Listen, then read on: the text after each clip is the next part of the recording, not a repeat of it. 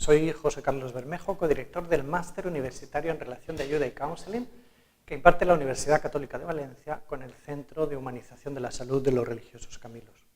Un máster dirigido, entre otras, a personas que trabajan en el mundo de la intervención social, procedentes de diferentes organizaciones interesadas por prevenir situaciones de exclusión y marginación. En este contexto, los agentes sociales, trabajadores sociales, animadores socioculturales, diferentes profesionales y voluntarios nos hacemos preguntas como estas.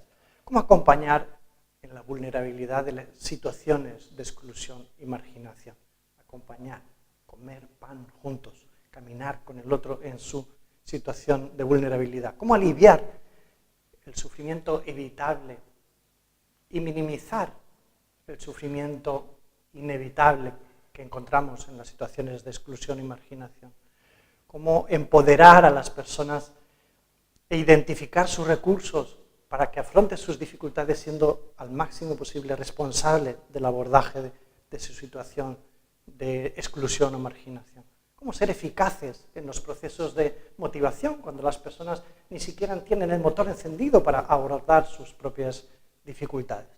Cómo prevenir conductas desadaptativas que producen daño y que encontramos en la intervención social, como adicciones o situaciones violentas contra uno mismo o contra los demás.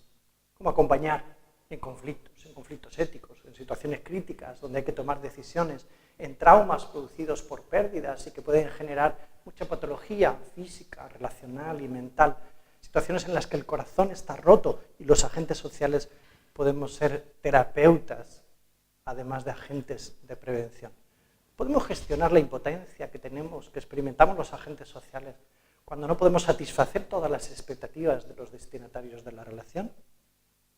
Se puede prevenir el desgaste profesional que experimentamos también al acompañar a personas que nos piden ayuda en las relaciones de ayuda. Estas y otras preguntas pueden ser satisfechas cursando en la modalidad online el máster en Relación de Ayuda y Counseling, máster universitario impartido por la Universidad Católica de Valencia y el Centro de Humanización de la Salud de los Religiosos Camilos.